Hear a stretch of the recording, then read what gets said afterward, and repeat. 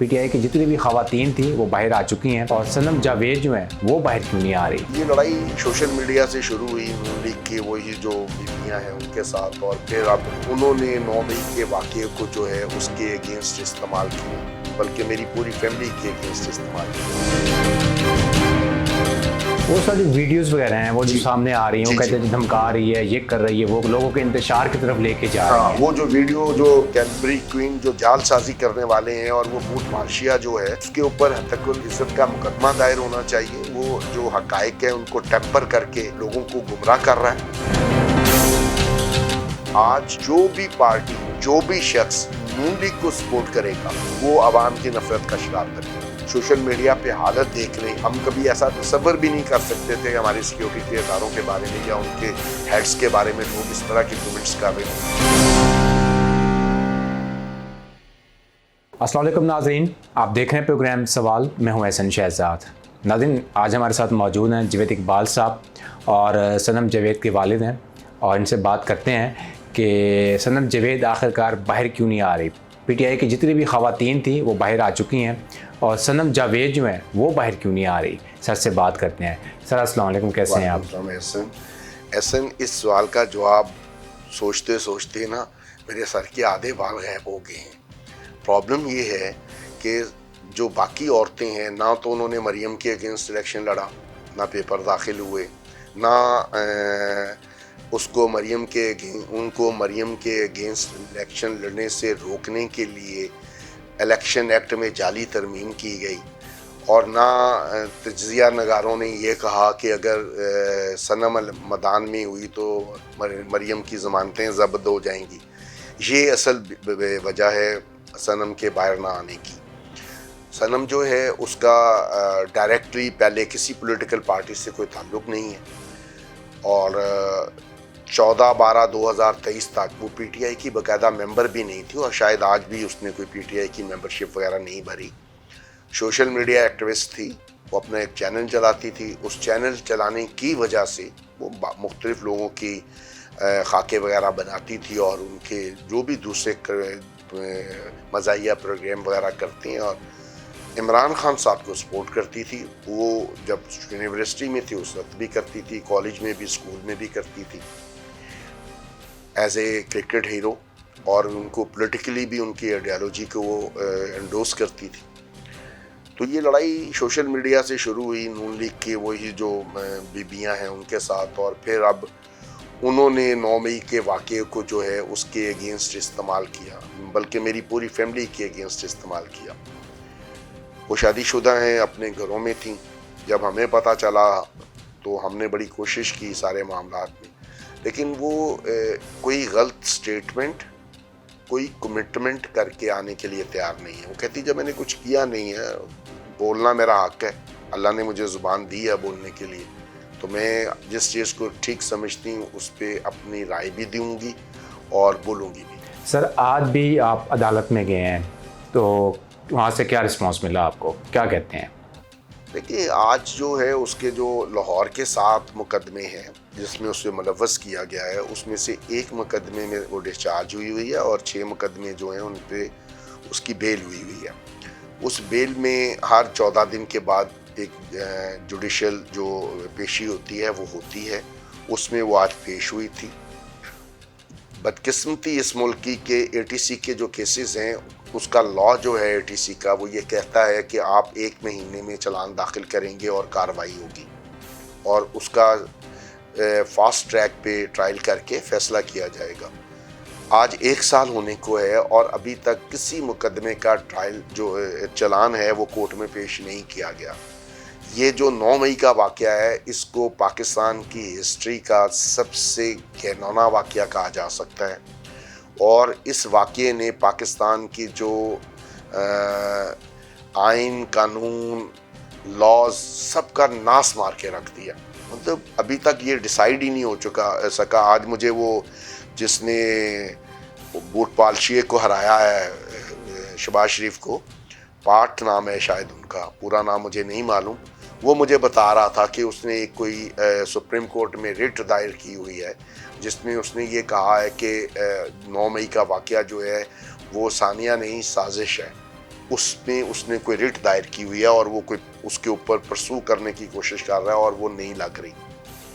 तो अभी तक तो ये डिसाइड नहीं हुआ, जिसको कि हमारे मोहतरम डीजी ISPR ने भी रात को उस पर कमेंट्स किए अपने चीफ की जो स्टेटमेंट थी उसके अगेंस्ट जाते हुए, क्योंकि चीफ साहब तो ये फरमा रहे थे कि हमारा सियासत से कोई ताल्लुक नहीं है बिल्कुल। और हमारा जी हमें आइन वो तो में कह रहे जी माफ़ी मांगे हम छोड़ देंगे। नहीं, हमारा आइन में अपनी लिमिट्स का पता है हमें। भाई आप माफ़ी वो मांगे जिसने जुर्म किया हो। पाकिस्तान का आइन भी जो है वो ये कहता है कि अगर आप सदर पाकिस्तान है तो आर्मी चीफ ना तो सदर पाकिस्तान है कि वो माफ़ कर देगा।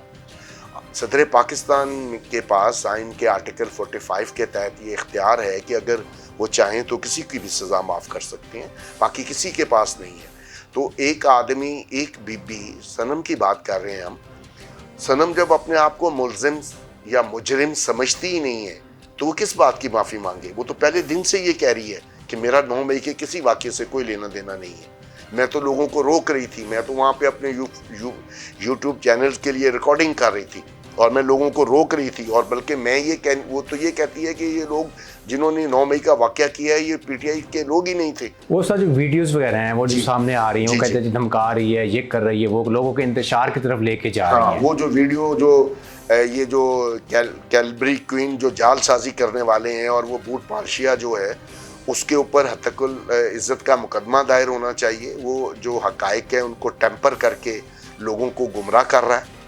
वो जो वीडियो जो जिसमें वो कह रही है कि तुम्हारी ऐसी की तैसी, वो ना तो जनाह उसकी है और ना वो 9 मई के वाक़ये की है।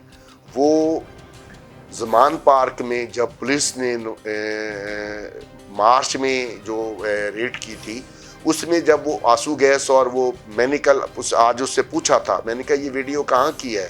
उसने कहा बाबा जब इन्होंने ज़मान पार्क पे किया था तो ये हम लोग वहाँ थे, मैंने झंडा पकड़ा हुआ था, तो फिर जब इन्होंने आंसू गैस फेंका तो मैंने वो झंडा उतार के मुंह पे बांध लिया और हाथ में मेरे स्टिक्स थी और ये आंसू गैस फेंक रहे थे, वाटर कैनन से हम पे पानी फेंक रहे थे और तशद्दुद कर रहे थे हमारे लोगों पे।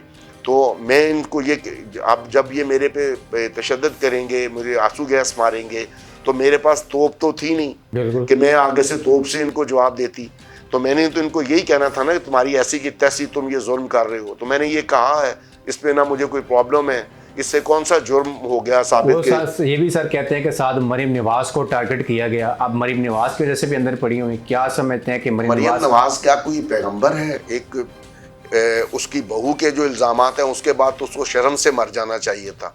लेकिन अगर वो टारगेट किया गया है तो वो कौन सी कोई नाउजुबिल्ला कोई किसी पैगंबर की औलाद है, या उसका बाप भी चोर था, उसका चाचा भी चोर है, उसका बाप का बाप भी यही काम 2 नंबर आदमी था।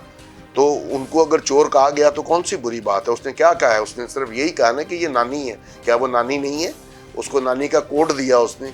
अगर उसको इतनी तकलीफ है अपने नानी कहे जाने पे तो फिर डूब मरे, वो नानी है ना। अब वो नानी अगर कहना जुर्म है तो ठीक है, कहा है उसने। उसको जो जहाँ पर उसके ऊपर नानी कहने के ऊपर किसी पे आप स्टेट मुखालिफ मुकदमात बना सकते हैं, ATC के मुकदमात बना सकते हैं। मुझे तो पता नहीं क्यों प्रॉब्लम हो रहा है कि PTI वाले लोग जो हैं उनकी कोई कोऑर्डिनेटेड एफर्ट्स ही नहीं है। उनको चाहिए कि वो सारे के सारे 9 मई के मुकदमात जो हैं उनको आला अदलिया में लेके जाएं, जहाँ पर काजी साहब को ये नज़र नहीं आ रहा है कि मुदाखलत हो रही है। उनको बताएं कि भाई जी मुदाखलत हो रही है। आप सुप्रीम कोर्ट का जो फुल बेंच है जिसकी सरबराही उस वक़्त के चीफ जस्टिस खोसा साहब कर रहे थे, वो टेररिज्म की क्लियर कट डेफिनेशंस देकर गए हैं कि कौन से मुकदमा टेररिज्म में आएंगे, कौन से नहीं आएंगे। आपकी बड़ी क़यादत से मुलाकात हुई, शेर अफजल मरवत साहब हैं, बैरिस्टर गौहर हैं, सैफ हैं और लतीफ़ खोसा साहब हैं, किसी से मुलाकात हुई इस केस के हवाले से? अब नहीं, मेरी किसी से भी मुलाकात नहीं हुई। मेरी ATC में लतीफ़ खोसा साहब जो हैं, क्योंकि वो मेरे पीपल्स पार्टी के पुराने जानने वाले हैं, उनसे उस हवाले से एक बात हुई। और उसके बाद एक दफ़ा बाबर रवान साहब आए, वो भी क्योंकि एक्स पीपल्स पार्टी वाले हैं, उस हवाले से मेरी उनके साथ बात हुई। बैरिस्टर गौहर साहब से मेरी 1 दफ़ा या 2 दफ़ा बात ज़रूर हुई टेलीफोन पे, वो भी रिसेंटली जब सनम को यहाँ से मियाँ वाली वाले मुकदमात में डाल के वहाँ शिफ्ट किया गया, तो वहाँ से जो MNA हैं शफकत अब्बास अवान साहब, उन्होंने जाके मेरी वहाँ से उनसे बात करवाई। तो उस वक्त क्योंकि हम इस सारे मुकदमे में सुप्रीम कोर्ट में फ़रीक बनने जा रहे हैं, मैं ये चाहता हूँ कि जो सुप्रीम कोर्ट में मुकदमा है जिसमें मोहतरम चीफ जस्टिस साहब कहते हैं कि उनको एजेंसीज़ की मुदाखलत नज़र नहीं आ रही, तो मैं उस मुकदमे में फ़रीक बनना चाहता हूँ और मैं सनम के जो केसेस हैं उनके सामने पेश करना चाह रहा हूँ कि पाकिस्तान की हिस्ट्री में बताया जाए कौन सी ऐसे पॉलिटिकल वर्कर है जिसको 366 दिन से कैद में रखा हो और उन 366 दिन में से 112 या 13 दिन जो है उसको फिजिकल रिमांड पे रखा हो और उसके खिलाफ एक एविडेंस ना हो। दूसरों की फेसबुक के से ली हुई जो पोस्ट हैं उनको रख के, वो हमें पता ही नहीं था, पिछले 11 महीने से हमें ये पता ही नहीं था जिन पोस्टरों पे उसको चार्ज किया जा रहा है, उसने कहा हमें दिखाओ तो सही कि वो पोस्टें कहाँ हैं। अब जब हम मियाँ वाली पहुँचे हैं तो हमें वहाँ जाके वो पोस्टें देखने का इत्तेफाक हुआ। उन पोस्टरों के नीचे नाम लिखे हुए हैं दूसरे लोगों के, वो उनमें से कुछ जो हैं वो मुराद सईद साहब ने किए हैं, किसी पे कुलसूम का नाम है, किसी पे इफ्तिखार का नाम है। वो वाली पोस्टें काट के उसकी फाइल से कनेक्ट करके उसको उन पे रिमांड लेते फिर रहे हैं पिछले 1 साल से। आप क्या समझते हैं जब तक नून बैठी हुई है सनम जावेद बाहर आएंगी या नहीं आएंगी? नून कहाँ बैठी हुई है? नून तो कहीं भी नहीं बैठी हुई बेचारी, नून तो लेटी हुई है। बैठने बूटने की तो बात ही कोई नहीं है। नून वो जो बेचारा बूट पॉलिशिया बैठा हुआ है उसको सिर्फ बूट पॉलिश के लिए रखा हुआ है, बीबी को टिकटॉक के लिए रखा हुआ है। वो करने वाले तो वो हैं जो कर रहे हैं, जो ये कहते हैं कि जी हमें अपनी लिमिट्स का पता है। भाई आपको लिमिट्स का पता है तो आप अपनी लिमिट्स में रहें, अपने लिए और अपने मुल्क के मफाद के लिए अपनी लिमिट्स में रहें। आपको शायद उनके जो स्टडी सर्कल्स हैं या थिंक टैंक्स हैं वो इनको ये नहीं बता रहे हैं, जो बड़े दावे से कह रहे हैं कि 7% वोट पड़ा है, उनको पड़ा होगा। आप सियासतदान नहीं हैं, आपका काम नहीं है वोटिंग को काउंट करना कि किसको कितने वोट पड़े हैं। आप सिर्फ अपने से रिलेटेड काम से ताल्लुक़ रखें, तब पाकिस्तान के सारे लोग, क्योंकि आप किसी एक जमात को रिप्रेजेंट नहीं कर रहे होते। आज जो भी पार्टी, जो भी शख्स नून लीग को सपोर्ट करेगा वो आवाम की नफरत का शिकार बनेगा। सोशल मीडिया पे हालत देख लें, हम कभी ऐसा तसव्वुर भी नहीं कर सकते थे हमारी सिक्योरिटी के इदारों के बारे में या उनके हेड्स के बारे में लोग इस तरह के कमेंट्स कर रहे होंगे। सर सनम जावेद बाहर आती हैं, अल्लाह करे जल्द बाहर आने, खैर खरीद से बाहर आएँ, वो सियासत में रहेंगी या बिल्कुल कट हो जाएंगी? ऐसा इसके बारे में मैं कोई कमेंट्स नहीं कर सकता क्योंकि ये उसका अपना डिसीजन होगा। उसका कोई भी डिसीजन जो है मैं उसको हर हालत में सपोर्ट करूँगा। अगर वो, मेरी तो ये ख्वाहिश होगी कि ये मुल्क पाकिस्तान जो है ये सियासत के लिए अच्छा नहीं है। मैंने 1986 में टॉप किया था साउथ एशिया में यूथ लीडरशिप में, और 2007 में मैंने ये डिसाइड कर लिया बीबी की शहादत के बाद कि पाकिस्तान सियासतदानों के लिए एक कोई ऐसा मुल्क नहीं है कि जहाँ पे सियासत की जा सके। पाकिस्तान में सियासत नाम की कोई चीज़ नहीं हो रही। यहाँ पे पूरे के पूरे सिस्टम को कैप्चर किया गया हुआ है और सियासतदान सिर्फ एक टूल हैं और उनको अपनी करप्शनें छुपाने के लिए इस्तेमाल किया जाता है। जो सियासतदान है मेरी नज़र में वो सियासतदान है ही नहीं है जो किसी की नौकरी करे। अगर नौकरी करनी है तो जो नौकरी मैं कर रहा हूँ वो बहुत अच्छी है, उसमें मुझे बहुत अच्छी इनकम होती है, मैं स्टेट को बहुत सारा टैक्स पे करता हूँ, मुझे ज़रूरत नहीं है फिर नौकरी करनी। सनम अगर बाहर सर आ गई, ओहदा मिलेगा पीटीआई का, सिला मिलेगा?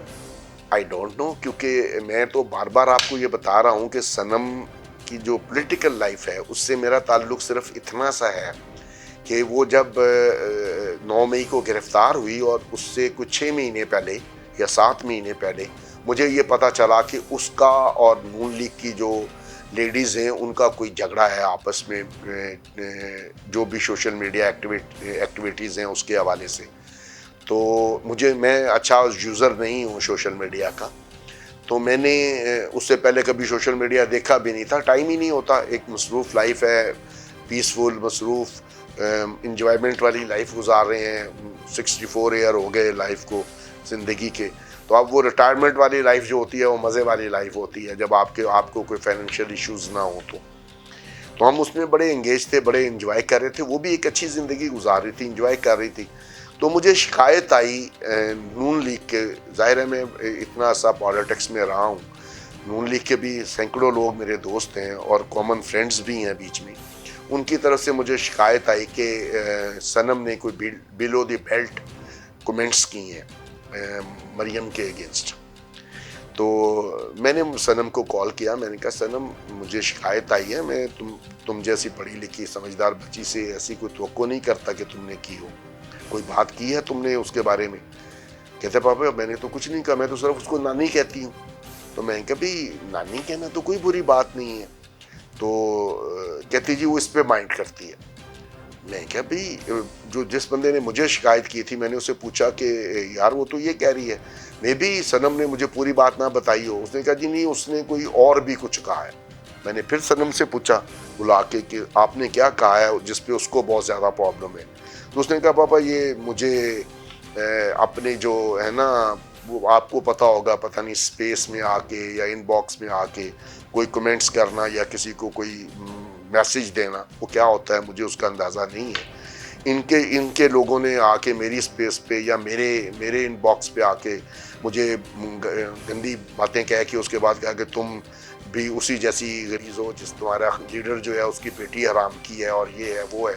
तो मैंने उसके जवाब में कहा कि बीबी आप जो बातें कर रही हो ना, जब जिसका करैक्टर साफ हो अपना, उनको ऐसी बातें करनी चाहिए। आप पहले अपने करैक्टर की देखो फिर दूसरों पे बात करना। उसको इस बात की बहुत तकलीफ है। इतने अरसे से सनम जावेद जेल में है और ख़ान साहब का कोई मैसेज आया सनम के हवाले से? खान साहब मेरी इतलात के मुताबिक तो हर जाने वाले से सनम और अपनी तीनों जो औरतें हैं, स्पेशली सनम, आलिया हमज़ा और डॉक्टर यास्मीन राशिद साहिबा, उनके बारे में हर अपने मिलने वाले से जो भी ज़ाहिर है उनके साथ एक्सेस जिन लोगों को है उनसे उनके बारे में पूछते हैं। एक दफ़ा उन्होंने अपने किसी सिक्योरिटी वाले को भेजा था इन तीनों औरतों से मिलने के लिए और उन्होंने उनको खान साहब का मैसेज भी भिजवाया। और जो सनम के तीनों पेपर दाखिल किए गए थे या 5 या 6 पेपर दाखिल किए गए थे मैंने MPS की सीट्स पर, उसकी डायरेक्ट इंस्ट्रक्शन जो है वो इमरान खान साहब ने दी थी अपने लोगों को, जिन्होंने मुझे कन्वे किया और फिर मैंने सनम को कन्वे किया, सनम ने मुझे बताया, तो फिर मैंने सनम की ख्वाहिश पे जहाँ जहाँ उसने मुझे कहा मैंने पेपर दाखिल। सनम जेल में है और काफ़ी ख़वातीन थी PTI की, और PTI की तरफ से, जमात की तरफ से पैसा भेजा गया उनको ताकि अपने हेल्प की जाए इनकी। पैसा मिला आपको?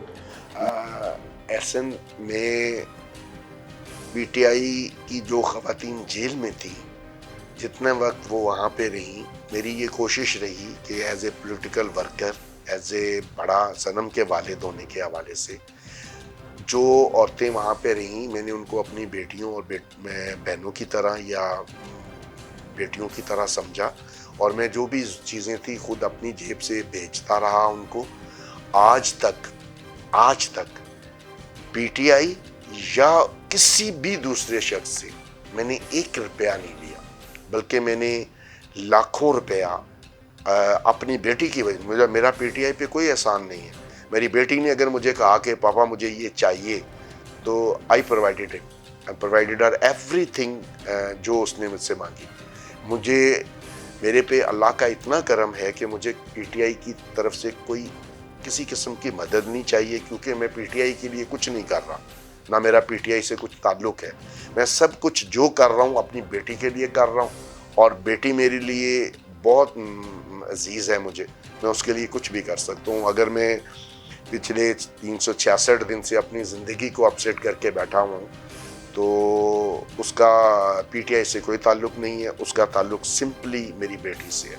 मेरी बेटी आज बाहर आ जाती है, फिर वो अपनी लाइफ स्मूथली गुजारना शुरू करती है, तो मुझे बड़ी खुशी होगी, पहले की तरह वो रहे। मैंने आपको बताया है कि पाकिस्तान में पॉलिटिक्स जो है वो एक कोई अच्छा प्रोफेशन नहीं है। इसलिए प्रोफेशन तो होना ही नहीं चाहिए, पॉलिटिक्स तो जो है उसको लोगों की फलाह के लिए इस्तेमाल होना चाहिए, लेकिन पाकिस्तान में ऐसा नहीं है।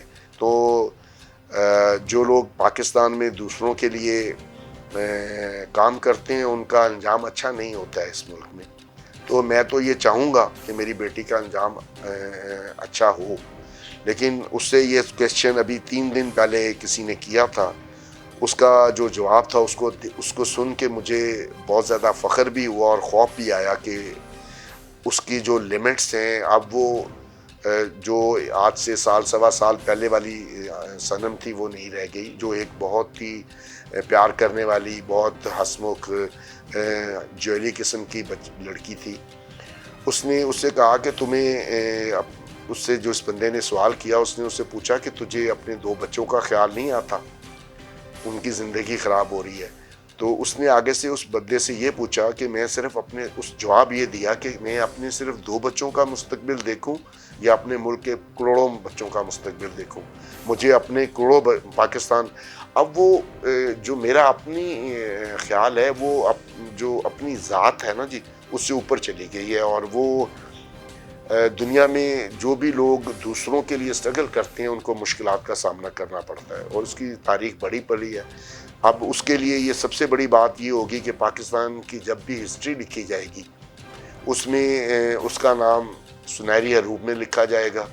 एक बेगुनाह औरत जिसका कुछ लेना देना नहीं था, उसको ज़बरदस्ती इन लोगों ने सियासत में घसीटा और अब वो इनके लिए एक डरावना ख्वाब बन गई हुई है। वो जब भी आएगी अब वो किसी का लिहाज नहीं करती, अब उसने छोड़ दिया है।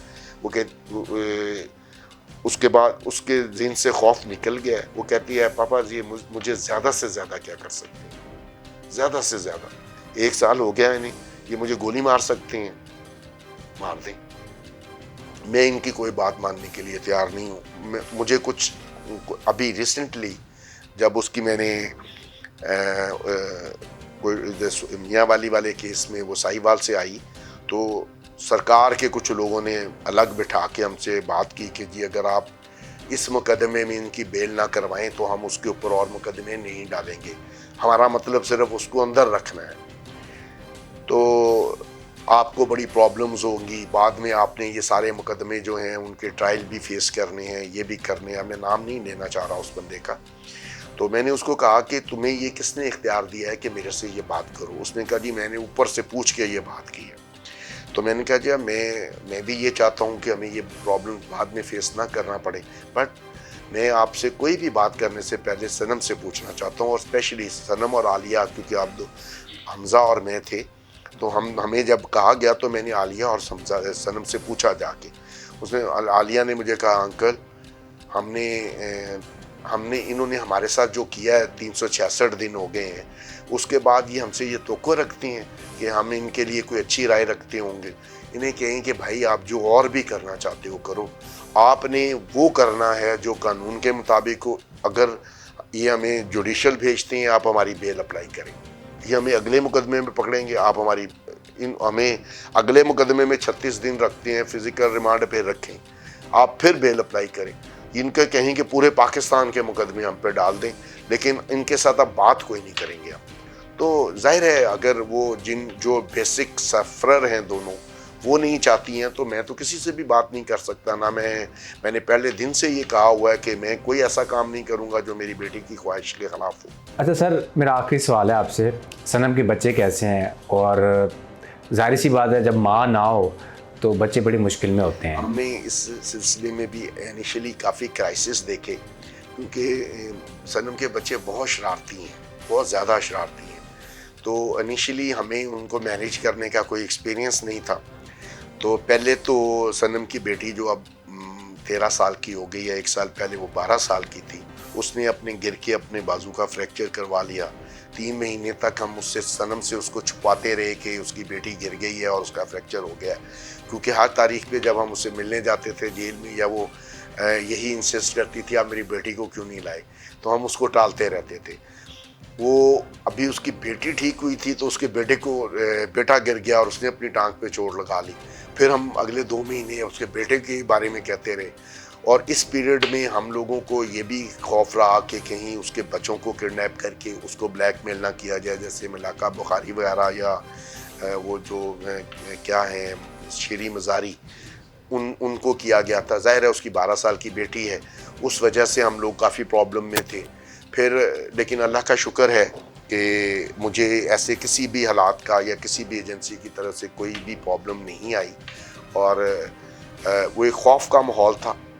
उसमें हमने उनको उनकी स्टडी से भी दूर रखा, और कुछ गर्मियों की छुट्टियां भी थी मई में, पिछले साल जब शुरू में की बात है, जब उनकी छुट्टियां ख़त्म हुई थी तो फिर भी हमने 2 महीने उन्हें स्कूल नहीं भेजा जब तक हम श्योर नहीं हो गए कि हमें उनके बच्चों के हवाले से कोई इशू नहीं है। तो उसके बच्चे जो हैं हमारे सामने, तो ज़ाहिर है हम उनको मैक्सिमम टाइम देते हैं, उनको कोशिश करते हैं। मैं और मेरी बीवी होते हैं घर में और उसके बच्चे होते हैं, तो हम लोग कोशिश करते हैं कि उनका बहुत ज़्यादा ख्याल रखें। लेकिन उसमें ये हुआ है कि वो ब्लैकमेलर हो गए हैं। वो ब्लैकमेलर इस तरह हो गए हैं कि मुझे रोज़ ब्लैकमेल करते हैं कि नाना अबू आज हमें ये करना है, आज हमने वो करना है। मैं उन्हें कहूँ यार मैं थक गया हूँ, कहते पापा तो हमें नहीं कहते थे थक गया, आप छोड़ो। फिर जब वो कहते हैं तो मैं फिर मजबूरी में फिर उनके साथ जाता हूँ। इस पीरियड में उन लोगों की स्टडी जो है, स्कूल लाइफ जो है वो डिस्टर्ब हुई है। वो टॉपर थे। अभी इस जो रिज़ल्ट आया है उसकी बेटी का तो 90+ में आया है, क्योंकि वो ज़रा समझदार है। बेटा क्योंकि छोटा है तो उसने अपनी स्टडी की कंटिन्यूटी जो है उसको लॉस किया है।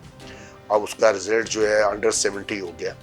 तो अब हम उनको, और फिर जब सनम को ये पता चला तो वो बड़ी बोली। उसने कहा आज के बाद, पहले हम उसको ले जाते थे बच्चों को मिलवाने के लिए, उसने कहा अब मेरे बच्चों को मेरे पास मिलाने के लिए नहीं लेके आएंगे, पता नहीं मुझे इन्होंने कब तक बंद रखना है, तो मेरे बच्चों की लाइफ जो है स्टडी लाइफ वो ख़राब ना हो।